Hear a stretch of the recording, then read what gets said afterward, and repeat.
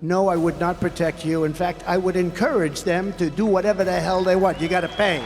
We were like the stupid country of the world, and we're not going to be the stupid country of the world any longer. We're not going to be. As you probably know, 2 days ago, the Biden Department of Injustice let Crooked Joe off the hook for some of his very egregious crimes, including his brazen theft of classified documents long before he was ever president. He's been doing this for 50 years. I couldn't believe it. I remember a certain senator got up and said, no way he did that, no way. But he did it. He took them when he was a senator. You can't do it. Now, in my case, I'm covered by the Presidential Records Act. I'm allowed to do what I do. But he wasn't covered. He was a vice president, not covered, and he was a senator. But this is yet more proof that we have a weaponized two-tier system of justice in this country. Crooked Joe got off scot-free. Now, I don't know if you call it scot-free. They said he was a mental basket case, okay, so I wouldn't say it's totally scot-free. In fact, I think maybe if I had my choice, I'd take the other. I'd go through a little process, but that's better than what happened. But they said he was a disaster mentally, and he willfully stole gigantic numbers of classified documents, willful.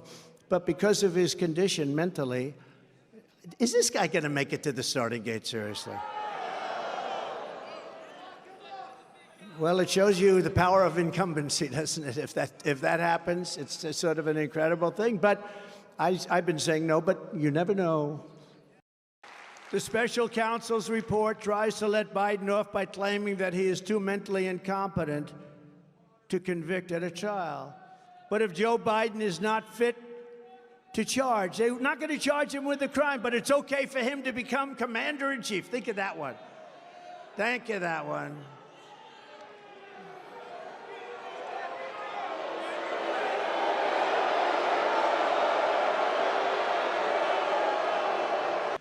The greatest president in my lifetime, she said. I will never run against him. Then she comes over to see me at Mar-a-Lago. Sir, I will never run against you. She brought her husband. Where's her husband? Oh, he's away. He's away. What happened to her husband? What happened to her husband? Where is he? He's gone. He knew. He knew. I just put it out. They want to give like almost $100 billion to a few countries. $100 billion. And I said, and I'm telling you this is breaking news. We have breaking news. I said, why do we do this? If you do, you give them not $100 billion. You give it to them as a loan. It's called a loan. Give them the money. And if they can pay it back, they pay it back. If they can't pay it back, they don't have to pay it back because, you know, they've got some problems. But if they go to another nation, they drop us like a dog, like a female drops a male after a date because he doesn't like her, right? If that happens to our country, then very simply, we call the loan and we say we want our money because we give money and then they go to another side. As an example, let's say we give all this money. We were already into Ukraine for over $200 billion. And they could make a deal with Russia in the next 3 weeks, and all of a sudden they don't want to deal with us anymore. We've given hundreds of billions of dollars. And why are we at over $200 billion? And the European nations are, if you add them up, it's a very similar sized economy. They're at $25 billion. So we're at 200 plus, and it affects them much more. We have a thing called an ocean between us, right? It affects them much more. But we're at 200, they're at 250. I did the same thing with NATO. I got them to pay up. NATO was busted until I came along. I said, everybody's going to pay. They said, well, if we don't pay, are you still going to protect us? I said, absolutely not. They couldn't believe the answer.